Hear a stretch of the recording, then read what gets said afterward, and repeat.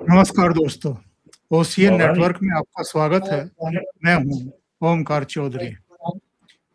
आज मुख्यतः दो घटनाओं पर चर्चा करेंगे।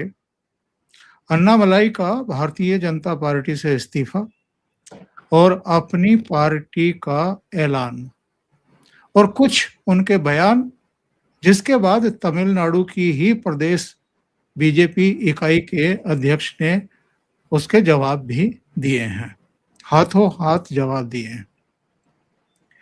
दूसरी घटना, केंद्रीय मंत्री रवनीत सिंह बिट्टू को राज्यसभा ना भेजा जाना।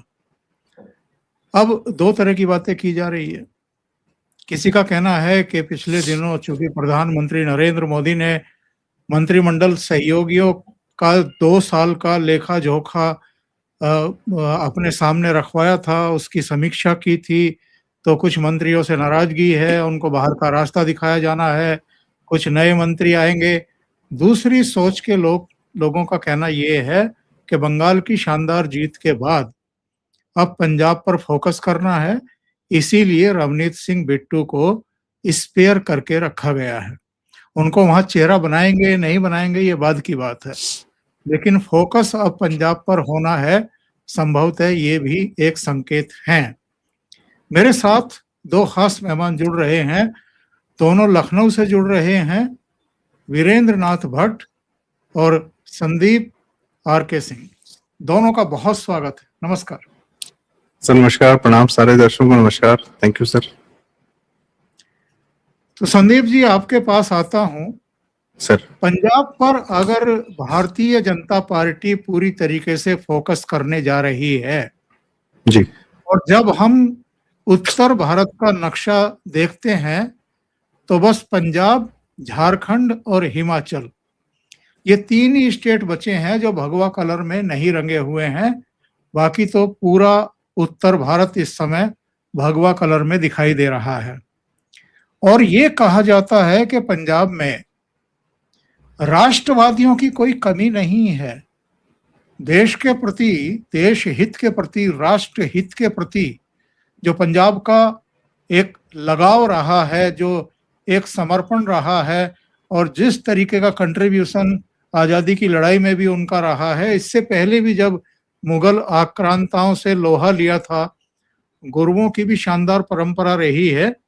बस बात यह है कि वहाँ जो दहशत फैलाने वाले लोग हैं, उत्पात मचाने वाले लोग हैं, जिस तरीके से पश्चिम बंगाल में उनसे बाहर निकालने में कामयाब हो गए सनातनियों को, बस वही काम पंजाब में भी तो करना है। सर, पंजाब तो मतलब बंगाल और पंजाब में समानताएं बहुत हैं।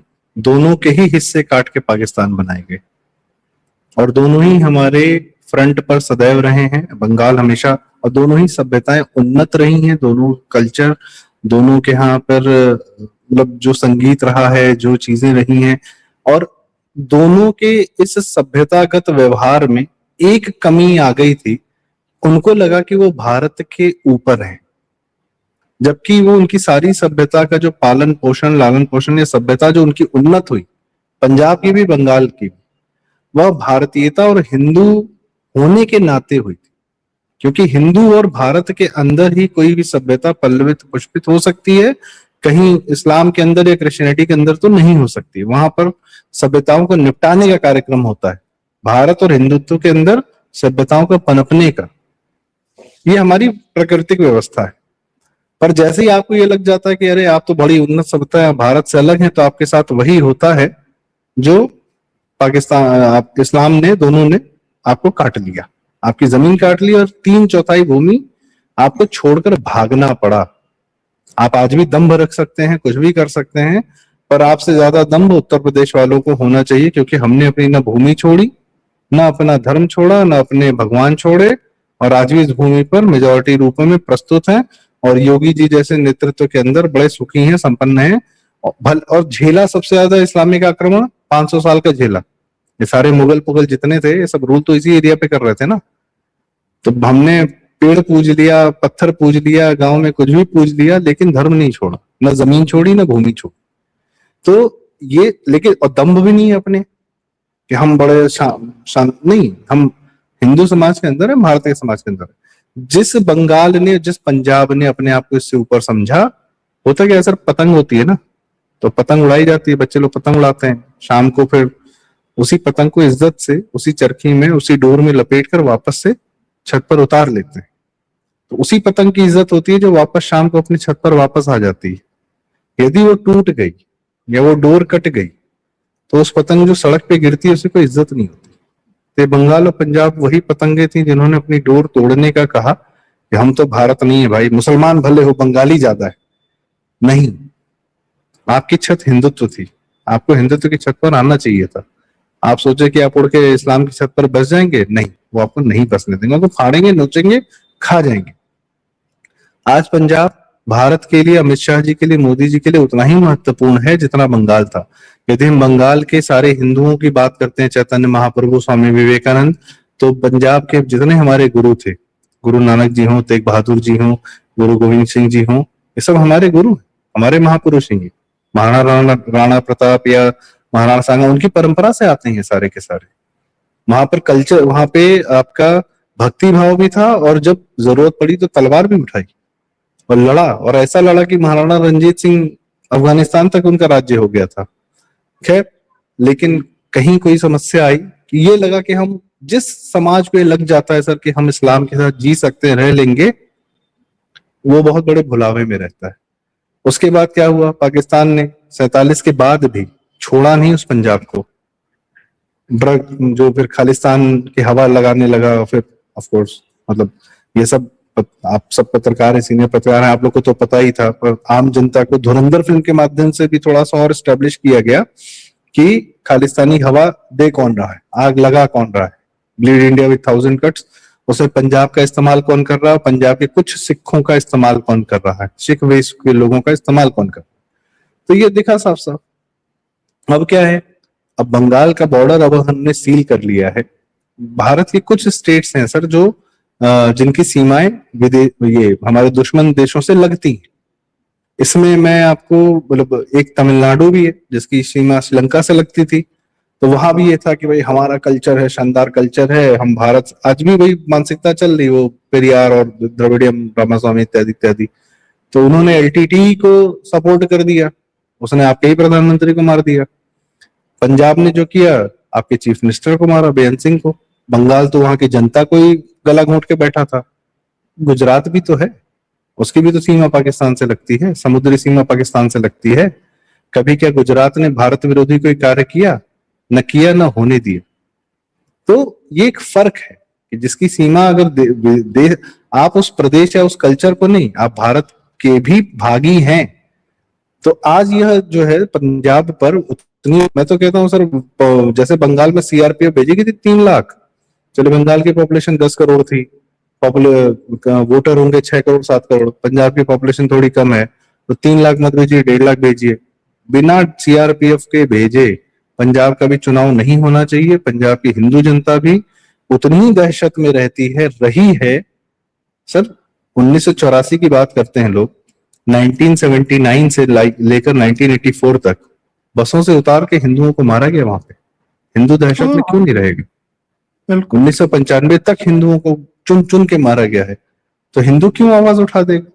जो बंगाल में हुआ, क्या उससे कम हिंदुओं के साथ पंजाब में हुआ? और आज भी जिस दम्भ के दारूदार जो पियक्कड़ को जो मुख्यमंत्री बना लेता है, वहां हिंदू क्या बोलेगा? तो इस हिंदू को यह एहसास दिलाने की आवश्यकता है, और ये दिखेगा हमें अगले 5-6 महीने में। और ये जिस भी प्रकार से हो, बिट्टू जी अगर जा रहे हैं, अच्छी बात है। आज अब इस बार जैसे बंगाल के हिंदू जगे, उन्होंने ममता से लोहा लिया, और ममता कोई हिंदू नहीं, ममता एक चेहरा है, उनके पीछे इस्लामिक वोट बैंक था। अब ये पंजाब में जितनी फोर्सेस हैं, सीआईए की हैं, खालिस्तानियों की हैं, क्रिश्चियन मिशनरीज की हैं, चाहे जिसकी हैं, बंगाल के हिंदुओं को थोड़ा सा अपना जागना पड़ेगा। जैसे बंगाल डू और डाई था, पंजाब के लिए भी, के हिंदुओं के लिए भी डू और डाई सर। बिल्कुल सही बात आपने कही है। और अगेन एक ऐसा प्रदेश है जो पाकिस्तान की सीमा से लगा हुआ है, नीचे बंगाल, ये सीधा इसकी बहुत बड़ी सीमा बांग्लादेश के साथ लगती है, तो अंतरराष्ट्रीय साजिशों के शिकार भी हैं। वीरेंद्र जी, आपके पास आते हैं 2022 के विधानसभा चुनाव से ठीक पहले वो 13 महीने का आंदोलन दिल्ली में हुआ था या कराया गया था और पूरे पंजाब में प्रधानमंत्री नरेंद्र मोदी के खिलाफ बहुत जबरदस्त विश्व वमन किया गया था 3 कृषि कानूनों को लेकर के। अब ये कॉकरोच लाए गए हैं साहब, ये कॉकरोच भारतीय जनता पार्टी को रोक पाएंगे पंजाब में अपनी मुहिम आगे बढ़ाने से?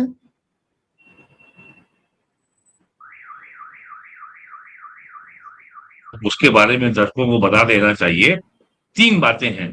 पहला तो जो 13 अप्रैल 1919 को जो जलियांवाला बाग कांड हुआ था, जनरल डायर ने जो उसमें भारतीयों की हत्या की थी, उस समय स्वर्ण मंदिर का सरबराह यानी मैनेजर अरूण सिंह था। उस अरूण सिंह ने जलियांवाला बाग के कांड के तुरंत बाद 1919 के अंत में जनरल डायर को सरोपा भेंट किया था अमृतसर के स्वर्ण मंदिर में। और ये आपको मालूम है कि सरोपा जो है विशिष्ट व्यक्तियों को ही भेंट किया जाता है। तो एक तरीके से उसने अरूण सिंह ने जनरल डायर को भारतीयों की हत्या के तौर पे रिवॉर्ड के तौर पे सम्मानित किया था। उसी अरूण सिंह का नाती उसका यानी वो सिमरनजीत सिंह मान आईपीएस ऑफिसर जिसने 1984 में ऑपरेशन ब्लू स्टार के बाद नौकरी से इस्तीफा दे दिया था, आज वो अतिवादी सिख है और संगरूर से इस समय वो मेंबर ऑफ पार्लियामेंट भी है। और उसने अभी भी हाल में 2024 के चुनाव के बाद अपने नाना नहीं, वो अरूण सिंह मेंबर को ऑफ डिफेंड किया पार्लियामेंट था। पहले मेंबर ऑफ पार्लियामेंट हाँ पहले हुआ करता था, आजकल हाँ नहीं हाँ है। रहा है, आजकल नहीं है। हाँ, उसे डिफेंड किया है। और दूसरी बात यह है कि 1966 में इंदिरा गांधी ने पंजाब की राजनीति के दबाव में आकर के पंजाब का जो बंटवारा कर दिया और हरियाणा और हिमाचल को अलग राज्य बना दिया और नेहरू जी इसके लिए तैयार नहीं हुए थे। और तीसरी बात है कि पंजाब की जो इकोनॉमी है, पंजाब का जो जीडीपी है, जो बजट है, जो कैपिटल एक्सपेंडिचर है, वहां पे जो ब्लैक मनी का जनरेशन है वो डिस्प्रोपोर्शनेटली बहुत ज्यादा है पंजाब के जीडीपी से। ये ब्लैक मनी कहाँ से आ रहा है? ये सारा ब्लैक मनी पाकिस्तान से आने वाली ड्रग सप्लाईज के जरिए आ रहा है। तो इस और जिस तरीके से क्रिश्चियन मिशनरी पंजाब में सक्रिय हैं और बड़ी संख्या में वो हिंदुओं को कन्वर्ट कर रही हैं, तो विदेशी पैसा पंजाब में तमाम अन्य स्रोतों से भी आ रहा है। पंजाब हमारा बॉर्डर स्टेट है। पंजाब से बड़े पैमाने पर जो जो सिखों की आबादी है, उसके तुलना में जो उनका सेना में जो भर्ती है वो कई गुना अधिक है और आज भी भारतीय सेना अपने लिए अच्छे सोल्जर्स के लिए पंजाब पर निर्भर है। तो ये 3 बातों के संदर्भ में आज अगर हम देखें तो पंजाब बहुत महत्वपूर्ण राज्य है। और ये देश के लोगों को नया अनुभव हुआ कि पश्चिम बंगाल में बीजेपी की सरकार के आने के बाद से बांग्लादेश में सुनामी कैसे आ गई, वहां के नेताओं में इतना पैनिक क्यों हो गया। तो अब ये बहुत साफ है कि अगर पंजाब में राष्ट्रवादी सरकार आ जाती है और जिस तरीके से कांग्रेस, अकाली दल और आम आदमी पार्टी की सरकारें वहां पे ड्रग के धंधे में उलझ गई हैं और एक बार राहुल गांधी ने बयान भी दिया था उड़ता पंजाब या पंजाब के नशे की समस्या एक बार बोले, फिर वो चुप हो गए, दोबारा उन्होंने इसके ऊपर नहीं बोला। और इसके ऊपर इस पर फिल्म भी बनी थी उड़ता पंजाब। तो पंजाब का युवा वर्ग इस समय तबाह हो रहा है। इस सब को देखते हुए पंजाब की सिक्योरिटी, पंजाब की राजनीति, मेरा ख्याल है कि भारत सरकार की, केंद्र सरकार की, भारतीय जनता पार्टी की शीर्ष प्राथमिकता होनी चाहिए। और जैसा आपने अपने प्रारंभ में कहा इंट्रो में कि भारतीय जनता पार्टी गंभीरता से चुनाव लड़ने जा रही है। मेरा ख्याल है कि और जैसा संदीप ने भी कहा कि वहां पे भी मैसिव डिप्लॉयमेंट होना चाहिए। और पंजाब के हिंदुओं से मेरी बहुत लोगों से मेरी बात होती है, तो वहां पे ये एक बात लोगों के मन में है कि कांग्रेस हो या अकाली हो या बीजेपी हो, ये लोग हमेशा जाटों सिखों के आधार पर राजनीति करते हैं और कभी ये हिंदुओं की के जो एस्पिरेशंस हैं, जो उनके मनोभाव हैं, ये कभी उनको आर्टिकुलेट नहीं करते। ये एक शिकायत हिंदुओं में है कि हिंदुओं को भी एडुकेट पॉलिटिकल रिप्रेजेंटेशन मिलना चाहिए। और पंजाब की राजनीति में आबादी के अनुपात में सिखों में, वो भी जाटों का जो वहां प्रभुत्व है, जो वहां पे डोमिनेंस है, वो बहुत ज्यादा है। तो अब ये सब देखना है कि ये सारे कॉन्ट्रडिक्शंस कैसे उलझते हैं। जो जो पूर्व संसद लोकसभा के अध्यक्ष थे, उनका बेटा जो पहले कांग्रेस में था, बीजेपी में आ गया है, और वो बलराम झाखड़ का बेटा। तो और उसके पंजाब के मुख्यमंत्री बनने की बात चली थी, लेकिन फिर ये कहा गया कांग्रेस में कि साहब पंजाब का मुख्यमंत्री तो सिख ही होना चाहिए। तो चरणजीत सिंह चन्नी जो है मुख्यमंत्री बन गए थे। हालांकि वो पगड़ी पहनते हैं, लेकिन वो ईसाई में कन्वर्ट हो चुके हैं। वो ईसाई हैं, वो केवल पगड़ी पहनते हैं बस। तो इस सारे कॉन्टेक्स्ट में पंजाब की जो राजनीति है वो तो 10 बहुत जनपद को महत्वपूर्ण हो जाती है। 10 जनपद को तो वो सूट करता है ना। Yes yes yes. तो पंजाब की राजनीति बहुत महत्वपूर्ण है। और जिस तरीके से बांग्लादेश की को लेकर के भारत की जो समस्या सीमा पर थी, वो जिस तरीके से सुलझी है, और जिस तरीके से बांग्लादेश के लाखों परिवार पश्चिम बंगाल और बांग्लादेश के बीच में स्मगलिंग है, कैटल स्मगलिंग है, ड्रग पेडलिंग है, आर्म्स एम्युनिकेशन की पेडलिंग है, हर तरह के वहां पे जो आपराधिक कार्यों जो वहां फल फूल रहे थे, वो अब थम जाएंगे, थम गए हैं पश्चिम बंगाल में। तो अगर जी जी। पंजाब में कोई राष्ट्रवादी सरकार आती है, तो इसका बहुत जबरदस्त असर पड़ेगा पाकिस्तानी पंजाब यानी पश्चिमी पंजाब की इकोनॉमी पर, और पाकिस्तान की भी तबीयत ठीक हो जाएगी। और जो अभी जो एक साल पहले जो भारत ने जो इंडस वाटर ट्रीटी को सस्पेंड किया है, अबेंस में रखा है, और जिस तरीके से पाकिस्तान में पंजाब में सिंध में पानी का संकट है, तो अब उनको समझ में आ रहा है आटे दाल का भाव क्या होता है। और वो आर्बिट्रेशन में भी गए हैं, इंटरनेशनल कोर्ट में भी गए, लेकिन कहीं से उनको राहत नहीं मिली है। तो इस कॉन्टेक्स्ट में यदि भारतीय जनता पार्टी ने ये फैसला किया है कि हमें पंजाब के ऊपर बहुत ध्यान देना है और वहां पे बहुत ही सीरियस कंटेंडर के रूप में इलेक्शन लड़ना है, we should welcome it. It's a very welcome development. जी संदीप जी, अन्नामलाई सर। पर जाने से पहले एक सवाल जो मैंने वीरेंद्र जी से पूछा था, ये तिल चट्टे जो आ गए हैं, इनका घरों में तो उपचार ये होता है कि हिट ले आते हैं हम खरीद करके, और जहां ये ज्यादा संख्या में दिखाई देते हैं तो हिट से उनके ऊपर बस जरा सा छिड़काव करना होता है, ये चारों खाने चित हो जाते हैं, इनमें दम तो होता नहीं है। तो ये जो तिल चट्टे आगे किए गए हैं कि पंजाब में जाने से बीजेपी को फिर से रोका जाए, ये उपाय कारगर हो पाएगा इस बार, ये अरविंद केजरीवाल एंड कंपनी का और कांग्रेस का? सर, तिलचट्टों पर एक हिट जो है स्प्रे कर दिया गया है, वह हिट है मेन स्ट्रीम मीडिया के नाम से, और अंजना जी ने ये किया है इंडिया टुडे के माध्यम से। इंडिया टुडे वो ग्रुप है जो अपने जन्म के समय से सदैव कांग्रेसी और केजरीवाल की सत्ता के संरक्षण में रहा, और केजरीवाल के जाने के तुरंत बाद थोड़ा सा विचलित होने लगा। और अरुण पुरी तो इस हद तक विचलित हो गए कि उन्होंने मोदी जी को कह दिया कि अरे आपने हमारी दुकान बंद कर दी। वैसे तुम्हारा चैनल थोड़ी बंद करा दिया, चैनल तो चल ही रहा था, तो दुकान कहाँ बंद करा दी? दुकान मतलब एक्सेस, सत्ता के मीडिया का चैनल एक चेहरा है, तो एक मेन स्ट्रीम मीडिया का हिट मारा गया। इस मेन स्ट्रीम मीडिया का हिट मारा गया। मेन स्ट्रीम मीडिया अभी भी ताकतवर है, उसका नैरेटिव जब वो कंट्रोल करना चाहता करता है। तो यही अंजना कश्यप है जिनको पुतिन जी का इंटरव्यू लेने भेजा जाता है। तो ये एक सदुपयोग किया गया है, या सदुपयोग हुआ है मेन स्ट्रीम मीडिया का कई दिन बाद, कि जब डिजिटल मीडिया, जब big tech, YouTube, Amazon, Netflix, Google, यहाँ तक कि माइक्रोसॉफ्ट ने नैयारा, अभी जो हमारी ऑयल कंपनी है, उसको डिस्टर्ब किया, तो ये अमेरिकन डीप स्टेट ये कर रहा है। और ये जो तिलचट्टे हमको दिख रहे हैं साफ साफ, सर एक दिन लगा नहीं, अभी ये भारत में लैंड हुआ नहीं।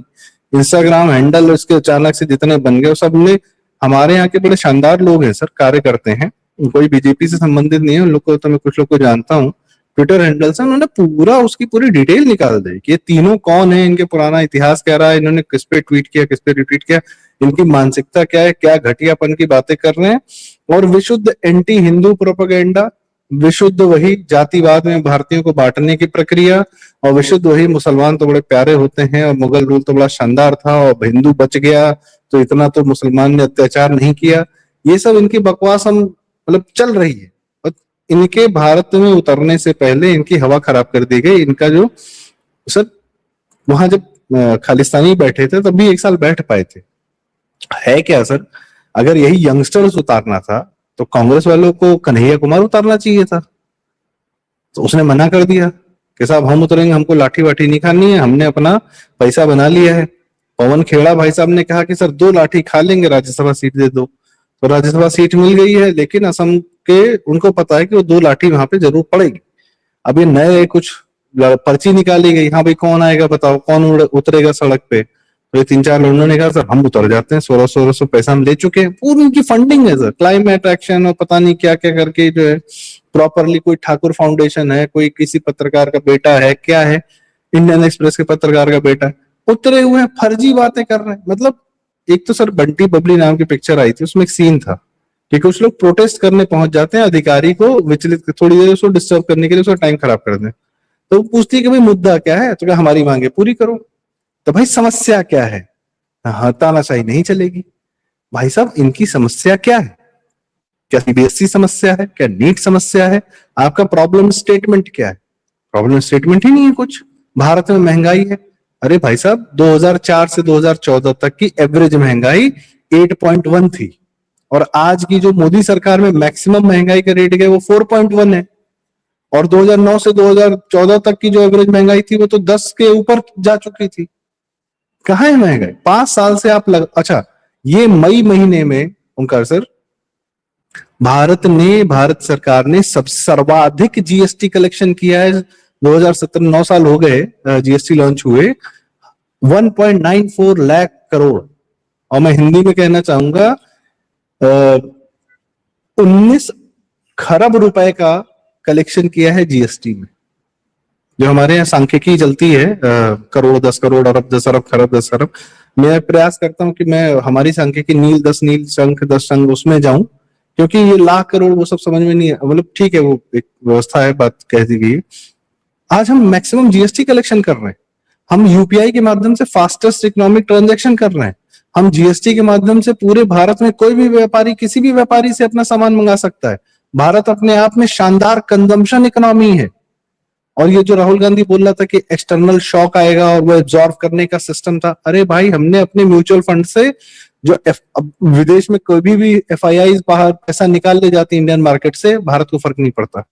भारत के पास फिर वही 10 अरब का पैसा पड़ा हुआ है कि वो अपने मार्केट में खुद इन्वेस्ट कर लेता है। सर म्यूचुअल फंड में 90 लाख करोड़ है इस समय asset under management, 90 lakh crore, 90,000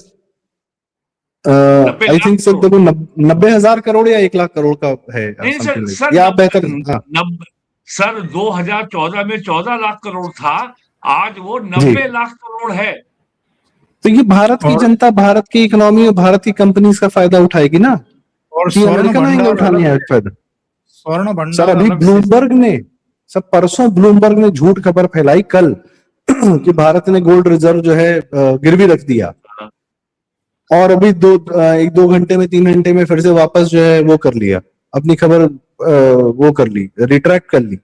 अब क्या बताएं सर, ब्लूमबर्ग को तो बाद में दोष दें, हमारे यहाँ तो एएनआई झूठ फैला रही है आजकल, कह रही है कि एजुकेशन मिनिस्ट्री के ऑफिस में आग लग गई, फिर 2 घंटे बाद उठा के कह रही है कि नहीं आग किसी और बिल्डिंग में लगी थी। तो ये बहुत डेस्परेट है सर। इसमें ये हमारा जो टीचिंग गैंग है ना, ये जो गिरोह है यूट्यूब वाला, ये भी शामिल है। ये जनता को भ्रमित करने, यंगस्टर्स को सर इन्होंने कैटेगराइज किया रखा है कि 8वीं कक्षा से 12वीं कक्षा तक फिजिक्स केमिस्ट्री मैथ के नाम पर जो टीचर पढ़ाते हैं, वो फिजिक्स केमिस्ट्री मैथ के नाम पर सर इतिहास, भूगोल, मुगल और हिंदू एंटी ब्राह्मण सब पढ़ा रहे हैं, नाच रहे, एक्टिंग कर रहे हैं, पढ़ा कम रहे हैं, एक्टिंग ज्यादा कर रहे हैं। उसके बाद ये जो यूपीएससी और बैंक पीओ और इन सब की तैयारी कराने वाले, सर हमने भी कोचिंगें की हैं, हमें भी पता है कि क्या कहते हैं, हमारे सीनियर्स ने यूपीएससी की कोचिंग की है सर। एक विषय का बड़े 4-5 टीचर होते थे, तो उसमें से एक विशेषज्ञ होता था जो अच्छे जानकारी रखता था उस विषय की, और उसके बाद उस विषय के अच्छे से जनता अपनी छात्रों को समझा पाता था। यहाँ पे सर खान जो है उससे वो geography, history, biology, public administration, sociology, political science, international relation, math, physics, reasoning, logic सब पढ़ा रहा है अकेले। अच्छा विषय में भाई साहब मतलब विषय परिवर्तन हो गया, विषय आज परिवर्तन वो हो गिरफ्तार हो गया, खान सर साहब ये भी गिरफ्तार हो गया। तिलचट्टे ही हैं, ये भी जी, तिलचट्टे हाँ, हैं, you are इन पर right, हिट you are जो right. मारा गया है ये भी तिलचट्टे हाँ, गैंग है सर, तीनों एक ही हैं। और पंजाब हमें में जितने बैठे हुए हैं सर, इसलिए कह रहा हूं कि हमें दूसरे विषय पे भी जाना है। तो अभी जो सर। सामने तिलचट्टे दिखाई दे रहे हैं, तो इनका उपचार जो है वो तो बहुत मुश्किल है नहीं। मुझे तो लगता है कि जैसे हम एक कहावत बोलते हैं कि आ गया ऊंट पहाड़ के नीचे, तो मुझे लगता है कि दिल्ली में लैंड करने के बाद अमित शाह के नाक के नीचे आ जाएगा ये, और सर उसके बाद जो तिलचट्टों का दिल्ली एक ही इलाज होता है, ये न्यूक्लियर वॉर सरवाइव कर सकते हैं सर, एक हवाई चप्पल सरवाइव नहीं कर सकते। और भारतीय जो है तिलचट्टों का इलाज हवाई चप्पल से करना बहुत अच्छे से जानते हैं, इनका वही इलाज है जो मनोज झा के लिखे हुए लेटर पर आ रहा है, जो लालू यादव की चप्पल उठाता है। अब क्या बताया जाए सर, इनका समर्थन लेके लोग आते हैं। और मैं आखिरी बात कहना चाहूंगा सर दूसरे विषय के लिए, केजरीवाल फेल हो चुका है, इसीलिए इन तिलचट्टों को उतारा गया। इन तिलचट्टों को उतारने का मतलब है कि केजरीवाल की शक्ल अब भारत में नहीं चलती, ये वो जान गए जी।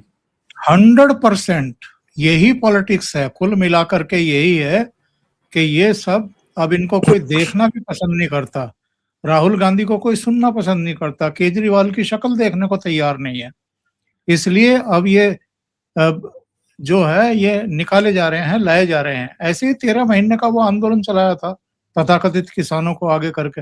वीरेंद्र जी, अगले विषय पर चलते हैं, हमारे पास 15 मिनट अभी हैं।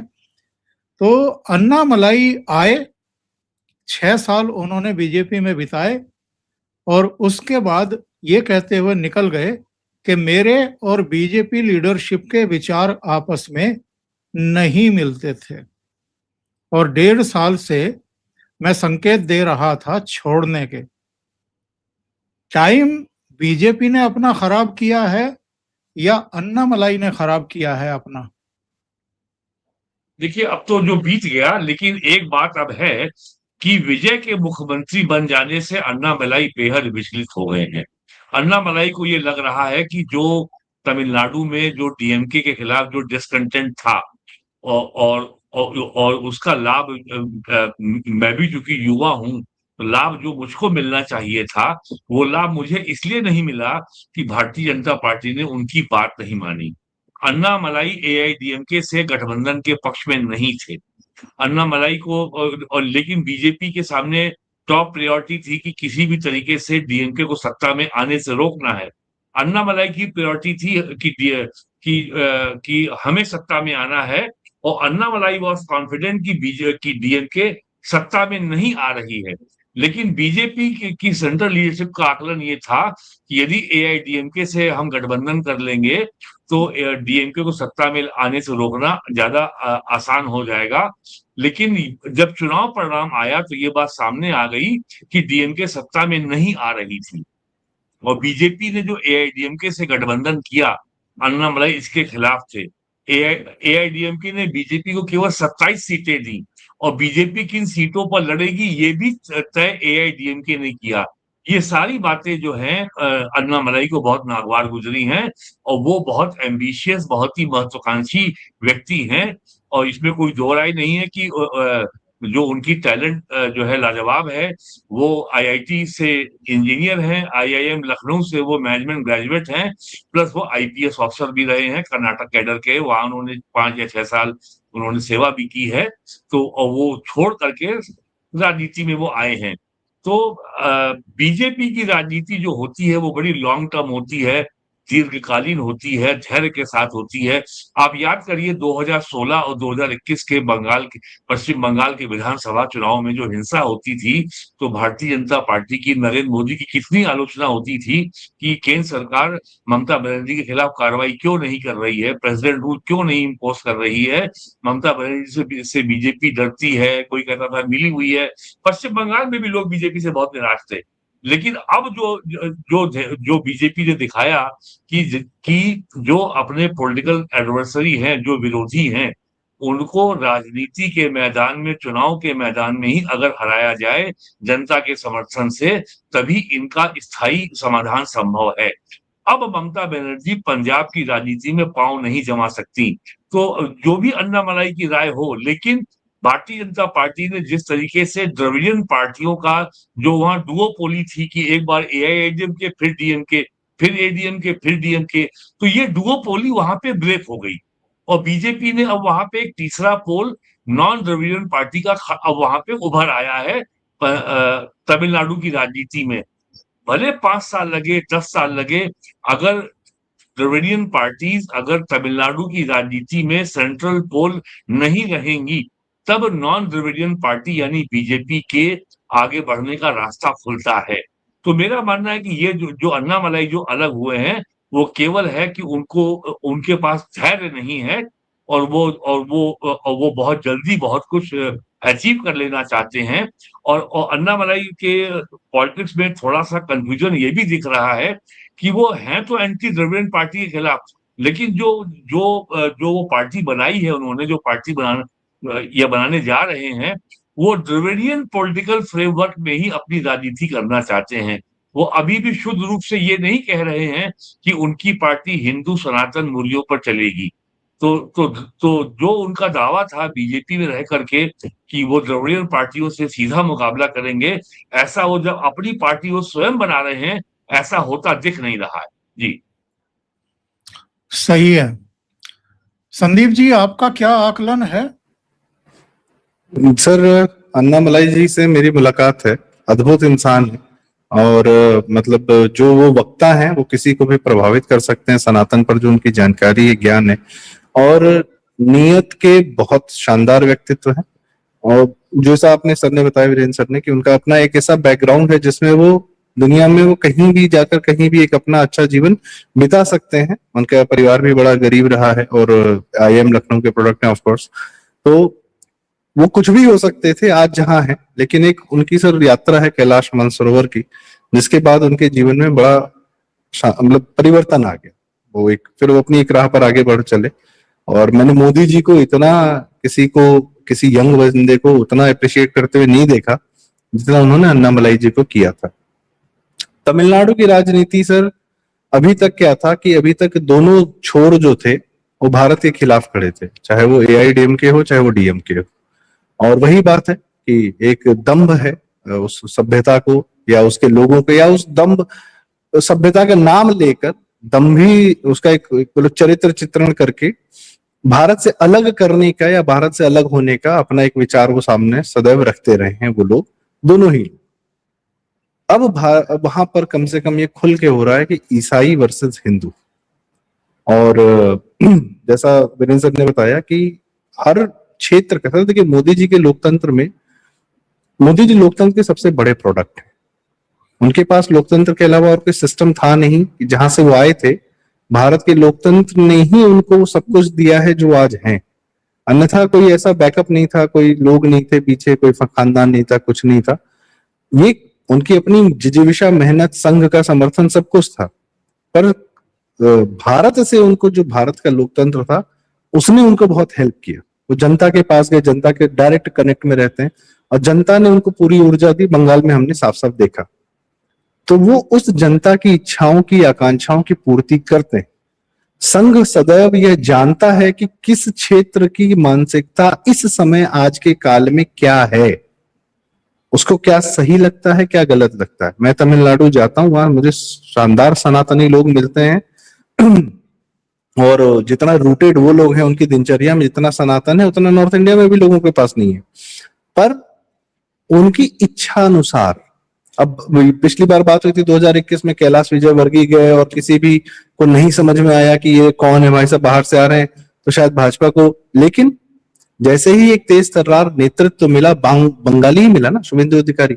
अभी हमने बात की कि पंजाब में बिट्टू हो या आपके जो नए भाजपा अध्यक्ष बनाए जा रहे हैं, भाई केजरीवाल ने भी पियक्कड़ को सीएम बनाया, लेकिन कम से कम वो अपने भेष में, अपने रंग रूप में पंजाबियत को रिप्रेजेंट करता है। पंजाबियों को वो चाहिए तो आप क्या करेंगे, हम और आप क्या कर लेंगे। तो यदि तमिलनाडु को वो चाहिए कि कोई ये ना कहे कि हम सेंटर से आ रहे हैं या हम दिल्ली से आ रहे हैं, तो ठीक है भाई, good for you, not a problem. और ये सब ऐसी कुछ भाई मैं तो पहली बार देख रहा हूँ कि मोदी जी के नेतृत्व वाली भाजपा से कोई छिटक के जा रहा है, वो भी शाहजी से मिलकर जा रहा है।